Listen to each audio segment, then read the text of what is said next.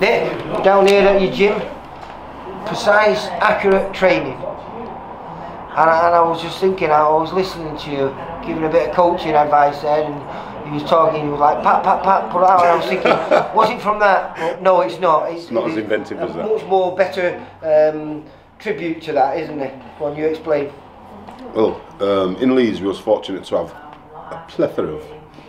Is plethora a word? Does that mean numerous? I think so, mate. We have a plethora of old style boxing gyms. You did that in the Chris Eubanks way, because I think he would have used that word well, wouldn't he? Well, I'd like to think that, you know, Chris Eubanks, I've got a lot of time for him. I respect what he does, how he articulates himself, how he looks. I wish I had his style, but that'll come, you know what I mean, that'll come.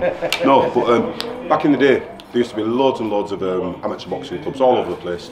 Unfortunately, we went to what we classed as the premier one, which was Bath St Patrick's in Leeds. You know what I mean? That was the one that, don't get me wrong, Bermintos had some You told me before, Henry Wharton was down there, Michael Gale. Henry Wharton, Michael Gale, Tony Silkstone, rest in peace, God bless him. Phil Epton from Doncaster, God bless him.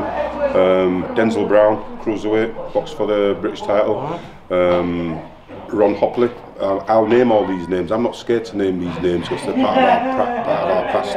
Now, sometimes when these guys are being interviewed, they don't mention my name because they realise that, you know something, it may just take a little bit of the shine off them. You know what I mean? But I don't mind. You know, we had some really, we had some really good times down there. Old school. We used to knock the crap out of each other, but it was all done with serious respect. And you know what? It was for the progression of all of us.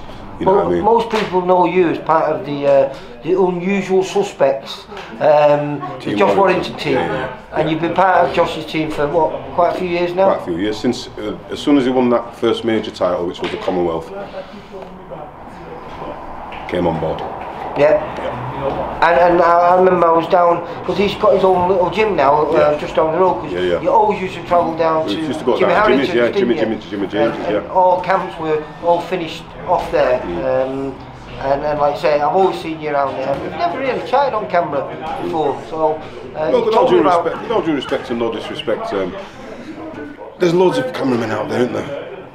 There's loads out there, and at the end of the day, you've got to be quite selective in who you want to talk to. Really. No, let's be honest. There's loads and loads. I'm doing my job because you know what I mean. We're going to talk about Marley, one of your.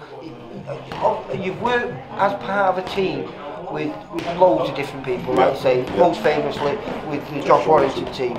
But now you and your kid are venturing together, and you've got a young light heavyweight called Marley Wright, who I'm going to chat to in a little bit, and he's going to be your first solo venture, if you can say that solo, because it's you and your kid, but it's you two together leading the way for his future journey. Initially, me and our kid will be predominantly in charge, but we've got a good group of people around us, you know what I mean. He's got his former amateur coach, Jason Gledell, is a decent fella. He's going to have some input because he's a coach at Tigers. He's a coach at Tigers, which is where I call him coaches as well. So the people that Marley's come up with will definitely be included, because I think that it's vital that he's comfortable in what he's doing, and he's got to this point and he's comfortable with myself, with Colin, with Jason. If there's anybody else. Well, before we go on to that, let's go on a little bit about you as well, because like I say, you're a character. You know, you usually hear you before you see you. But I didn't really, you know, I never checked your record out. You should have fought my mate Lee Whitehead in defence of your central area light heavyweight title. It never happened for some reason. But Arse went. Go on. Sorry, that's funny, because I know that he'll be like, what? no, it's just one of them things. It didn't happen. You know what I mean? It's a curse of the central area title. But I just checked it out, and your 11 wins, 10 of them were early. You had a bit of power. Well, I did all right. I was quite fortunate that I'd catch him. Because that is I've seen you working on here with the lads, and power is a big factor for you. Massive, you believe, massive. If you can touch him, you might as well sink him. Yeah. And in fact, the last time I was filming you with Josh was at Josh's camp, where you was working on that power. And you feel like, I say, if you look at his second half of his career, you know, his power is actually there. Everyone calls him a feather puncher, but he's not. He's matured. He's matured, and as he's matured, his technique's improved, and he's got a lot more comfortable with certain things that he has to do in order to generate power. You know what I mean? Which might be just, rather than throwing a million shots at a million miles an hour, once or twice sit down on your punches, let them go. You know what I mean? Come in behind a decent defence, slip, move, roll, bang. Back to your career again as well. I mean, the kids that did beat you were exceptionally good. Excuse me. Thank you very much. You know, there's no consideration at all, but it's okay, because when I'm on Sky TV, VIPtv, as well as VIP, you know, I'll be in a studio and you'll be outside the door. It's okay. But Ali Forbes went on to be British champion. He was your first defeat, wasn't he? Yeah. No, it wasn't actually. I lost to a kid called Kevin Morton from Leicester. He was a decent kid. Yeah. Well, we boxed over 8 rounds and he won. I thought he was a good kid. And to be fair, without sounding a little bit, well, without sounding anything, to a degree, I was of the mind that anybody who went the distance with me deserved something out of the fight. So even if I banged them for 6 rounds, smashed them for 6 rounds, if they went to 6 rounds, as far as I was concerned, you know what, he deserves something, and that I'd stand for. You know, I'd stand for a draw. You know what I mean? Because you know what, he went the distance. Obviously, I didn't do my job properly. You know, as far as I was concerned, I used to think, well, if you can touch him, you should be able to beat him. But you developed a good record, and that elevated you to where they thought you were good enough to get in with Joe Kawasaki, who was just up and coming, wasn't he? Yeah, I think, to be fair, I think what it was they wanted rid of me. You know what I mean? No, let's be honest. You know what I mean? I don't know if you want me to sugarcoat it and that, but I'll say it as it is. Oh, we're Mickey Duff and that, and asked for my contract back. I got my contract back, and then I got frozen out for about 12 months. I'd been in a little bit of a situation, got frozen out, and then I couldn't get a fight.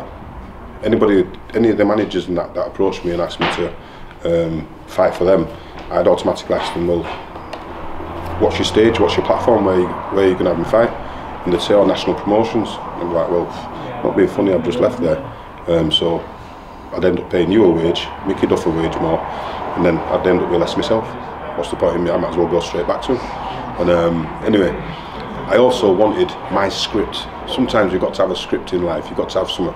And I thought to myself, you know what, if I'm fortunate enough to have started boxing at 19, and then I've been able to get with the biggest manager in Europe, one of the biggest ones in the world. How did that come about then? Punches. No, what happened was Henry Wharton was the star of the show. Right. And what happened was, when he came up to Leeds, at the end of the day, he didn't realise, Mickey Duff didn't realise that he had a stable of fighters, a ready-made stable. He didn't need to go to any other gyms to find his undercard. Yeah. We were there. You had everyone there. You were there. At all the different weights. Yeah, the different weights, and they were fantastic. It was just that I was unfortunate enough to be between super middleweight and light heavy. But they already had a super middleweight, which was Henry Wharton, deservedly so. They had a very good light heavyweight, Michael Gale, deservedly so. And they had a very good cruiserweight, Denzel Brown, heavy. You know what I mean? So I was just stuck in the middle, and I realised that what I had to do was I had to try and make a serious impact. And I remember asking Mickey Duff and saying, yeah, what do I have to do to get what he's got? You know, Henry. And saying, well, just knock him out and win. All right. Are we doing that?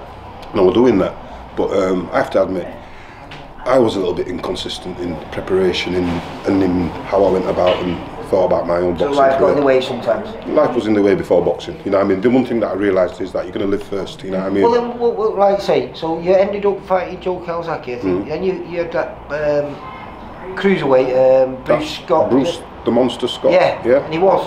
That was funny, that, because... You scared him. You know what it is? Walking up the stairs at Bethnal Green to go in, I hadn't thought, if you look at my record, you'll see that I've boxed Joe Kawasaki, and it might have been between 14 and 18 months, and then next thing you know, I've got Bruce Scott, another Mickey Duff fighter. He was trying to get me done in. You know what I mean? Back in them days, what had happened is if you were a prospect or had any kind of chance of being a prospect, if you wasn't with the right person, or you pissed off the right person, the wrong person in this Well, there wasn't that many outlets of boxing. Options. If you weren't with one of those big four down in London, then there was only Brendan and Manchester. And Phil Martin. Yeah.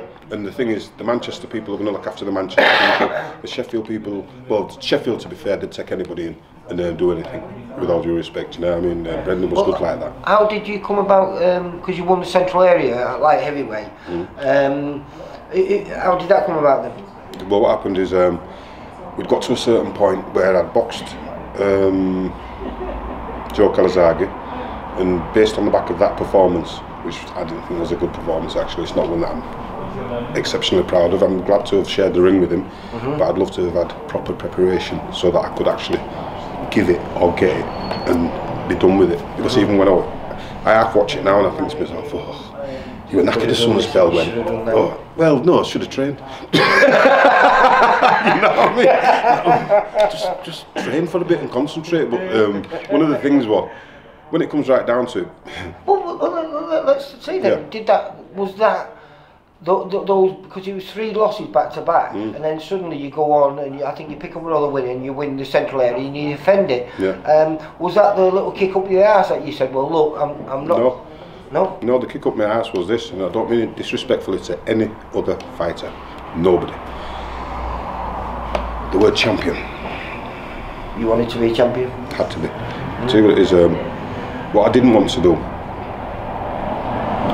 I don't want to seem cruel or anything like that, but this is how it is to me. Boxing's prize fighting. You know when you get in there, who knows? It's a brave man's sport, and it even gets me now when I think about it. It's a brave man's sport. For you to go in there, you got to know you might not come out. So you get in there and you get ready to do the business. Either you're going to give it or you're going to get it. Simple as that. Before the bell, love you to death. After the bell, love you to death. In there, it's up to you. Do you ever feel you actually found your true level? Because you know, you won the Central Area, I think it was a 4th round TKO, and then it was a 1 round TKO against 2 very good kids that were, you know, decent that level. They were Central Area level, that's what they were. And you dispatched them quite clinically. Do you feel like you never really found your true level because you never really got to defend it after the one defence that you got? To be fair, and I'll be honest about this, whatever level I've got to must have been my true level. But the one thing that I did get to do, Lee, I got to spar good kids. Yeah. And the best thing about it is now, I can look any of them in the eye now. There's none of them can look at me like they had it easy with me, not one. Who were some of your best spars with then? Sparred Calzaghe, sparred Eubanks, went and sparred Graziano Rossiagini, sparred Henry Masker in Germany. Yeah, 6'5", southpaw, crazy. You know, I mean, they brought the television cameras and that. And for a week and a half, he'd been fantastic with me. You know, we would sparred. Axel Schultz was in camp as well. I sparred a couple of rounds with him as well. And what I'd said to him before we sparred, well, through his trainer, I was saying, listen, if you think that's going to be good enough for you to beat the best Americans, you got no chance. I'm saying, what do you mean? So well, look, you're just plodding forward and that. And the sparring partner you got there, he's not going to give you the problems that the decent Americans will. And I said, what do you mean? I said, well, do you think they're going to stand in front of you and just trade punches? I said, they're going to slip, they're going to slide, they're going to move, they're going to try and steal the punches, steal the round, gone. I mean, what do you mean? So I tell you what, let me get in there with him. I'm 6'2". So I'm as tall as a lot of heavyweights anyway. And so I've... Well, certainly back in that day. Yeah, back in the day, yeah. So I went in, but I said to him, listen, do us a favour. I said, what's that? Tell him that if he hits me hard, I will wait outside for one of these days and he won't know, but I'm going to whack him with a big piece of stick. I said, because I'm not his weight. I said, no, I'm not joking. Tell him I'm going to do him a favour by doing this spar with him. But if he takes liberties on me, fair enough. I'll wait outside with a big lump of wood and I'll wrap it in his mouth and then I'll run and I'll go. You know what I mean? They're like, oh, I'm saying, listen, just be gentle. And I did a couple of rounds with Axel Schultz before he was going to box for. He was due to box. I think it was a fight before he was due to box George Foreman. He was boxing for the European title. And I moved around with lovely people. You know what I mean? They must have looked at me and thought, who's that crazy black guy? But I'm saying, listen, just be gentle with me. But Henry Masker, we're sparring, we're having some good rounds and that. He's a good guy. Next thing you know, one day I came in and there's television cameras there. Alright. "Is that right, Henry?" He went, "Ooh." And sort of like half blanked me. I'm thinking, what's wrong with him? But he had to play the game for the television footage. So I thought, oh, what's going on? So anyway, do you want to do 6 rounds? So I thought, if you think you're bringing them television cameras down here to beat the shit out of me and just look good on television, I don't think so. So I jumped on him for the first. So after 3 rounds, they just packed up their, started packing their stuff away, and I thought, right, fair enough, go back to normal now and cool it down a bit. And I thought, and I've still got the headline. In my scrapbook home. You know what I mean, where it says England and Manners, Spas champion mask. Fair enough. But no, we've had some good times on the road. When you look back on your career, you happy? I'm fucking ecstatic, mate. Ecstatic. Listen, how many times will you get a 19-year-old kid in a situation where he don't really know what he's going to do with his future? Loads of great ideas, but no real direction. Goes to boxing, all of a sudden. Because when you say 19, that was when you had your first amateur fight, though? That's when I started boxing, 19. Yeah. 19, went into the gym. Pretty old, that, isn't it? Not really. I think it's of an age where you actually make a decision. I made a conscious decision to box. I wasn't pushed into it by my father, railroading into it by my mates. So how many years in the amateurs were you then? About 3. Right, so the quick turnover, 17 fights. 17 fights as an amateur, 17 fights as a pro. That's weird, because your kids are very similar. Yeah. My mate Lee White talking about 21 fights amateur, 21 fights as a pro. It's amazing. Them stats are amazing. You think, jeez, you know what I mean? You think, wow. And I don't think it was done consciously, was it? No, it was just a matter of, well, actually, Mickey Duff's come down. He's got Henry Wharton. He's looking to turn around and turn over lads and that. So what he did is there were an A team and a B team. And Denny Mancini, God bless him, he was down as well, and he was Mickey Duff's sort of like right hand man, he's second, and that, you know what I mean. So he used to wrap his hands and this that and the other, but he was a lovely man as well. You know what I mean. To be fair, I wasn't as compliant as what a lot of the fighters were. A lot of the fighters would just do it, stand for it, and stand for rocks dropping on their head and that. You know what I mean. And I was always questioning. So some of the opportunities that I feel that maybe I could have got, if I'd have shut my mouth and played the dumb shit, you know what I mean, and get my head beat off and spar how they want you to spar, and end up with brain damage. Did you ever I mean, how long? I mean, you've had this gym. You've been here about 2 years. 2 years, yeah. But part of your precise, accurate training, you've been going what, about 15, 16 years? 13 years now. 13 years? 14 years I think it is, yeah, if you count last year, 14 years. Did you ever have a break from boxing, or straight from someone? No. What happened then? What happened was, after I finished boxing, I'd knocked boxing on the head, because I realised that they weren't doing it for me, but I'd got my name champion, I'd got Central Air title, and I thought, well, that's it. How old were you then? 31. Fairly Still young, yeah, very young, still young. Really coming into listen, I had plenty left. I had plenty left, and I was at a point where I'd changed my mind into Evander Holyfield. Okay, it's not just seek and destroy, it's build your whole body, build your legs, have a good stature, just don't go wild, think about your boxing a little bit. And I was in a good place. I got, is it nominated for, I was supposed to box a kid called Neil Simpson. I know, yeah. In eliminated for the British title in Scotland. The money that they offered me made me decide, bollocks, I'm not coming here. They offered me silly money to go up to Scotland and I was like, hang on a minute, if you think I'm sitting in a cramped up old car to go up to Scotland and then fight, why don't you just give me the money that I can have some nice expenses, get on a train, stretch my feet out, not have the responsibility of driving or whatever, and I'll be comfortable. But if you're not going to give me enough money to turn around and cover some decent expenses and give me a wage, you know what, I'm not doing this. In hindsight, I should have gone up there and fought the guy, because that gives you the opportunity. But from a business point of view, I'm thinking this doesn't make sense. You know what I mean? You've got Johnny Griffin, who's got Neil Simpson, and Neil Simpson had a good crowd behind him, well supported kid. I was being promoted by my own brother then, Ricky Manners, and we could get a crowd in Leeds.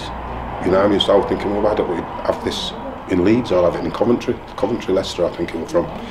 We can make a few quid. So they were like, no, it's got to go on a Tommy Gilmore show, this, that and the other. I'll keep it, you know what I mean? And then I saw my brother Ricky, we're in his office one day, And he went out of the room, and I just looked in his briefcase, and I saw this yellow, and I've looked further, and it was The Life and Crimes of Don King. Yeah. So I said to him, what's that? And he went, it's my Bible, that. I went, you what? I went, I swear by that. Fair enough. Never went back to the gym again. Never went. That was it. Leave it. If you're idolising Don King, and that's your man, I'm out. But now, you and your kid working here together, taking the step where you're going to be solely in control of Marley Wright's career. We are going to be in control of Marley Wright's career. Marley, first and foremost, will be in control of his career. Me and Colin will assist him as much and as best as we can in his career.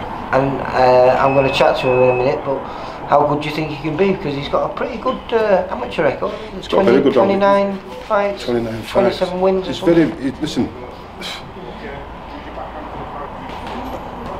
watch and see. All as a senior as well. Yeah, well, he's a good guy. He's got a really good balance, really good basics. He's technical. He's got a good brain on him as well. He's relaxed in there, isn't he? Too relaxed. So lets his shots flow quite nicely. Yeah, too relaxed sometimes.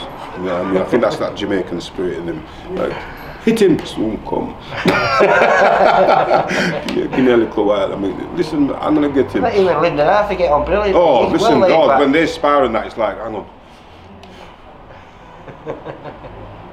Go on then. Like, yeah, everything cool. Yeah. No, they're good kids. They are very good kids. I will turn around and say as well, the future of boxing, handled properly, is actually in a very good place, because you've got a lot of bright kids nowadays, intelligent young kids who have got a little bit of nous about them. They've got a little bit of a gauge on where they want their futures to be and how they can do it, and they're very athletic. I think it just comes down now to the teaching. I think that's what you're here for? Yeah, well, most I can do. Marley, for me, has got a fantastic style. He's got his own natural individual style, which is good, and I want him to keep that. I also want him to keep a traditional style, or learn that traditional style, where you've got your feet under you, you can mill, you can move, you can sway, you can roll, you can do all them things from a decent stance. You know, by rights, you should be able to strike anything from that position, so, that base position. Going forward, when the shows kick off, hopefully it's going to be in September, we're going to get him on. I'll hopefully be chatting to you and your kid, and chatting to Marley and saying 1-0. I'd also like to say as well, our association with Team Warrior continues, you know what I mean? I think they've been a very good help to Leeds' situation in boxing. You know what I mean? They've put Leeds back on the map, haven't they? They've brought Leeds really back on the map. Because as you were saying before, Leeds was a bit of a golden area with all those fighters you were talking Crawford, about. Henry Wharton, late 80s and the 90s. Yeah, there's some real good fighters, sorry.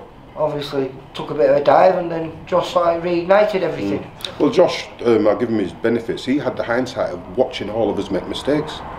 You know what I mean? He watched all our careers. One thing I will turn around and say, the one fighter who I say didn't make a mistake, he just got caught in a fantastic era. Crawford, Ashley, Kelly Crawford. Yeah. I'm telling you, listen, that kid by rights, I used to like watching him. He should have been a mega star.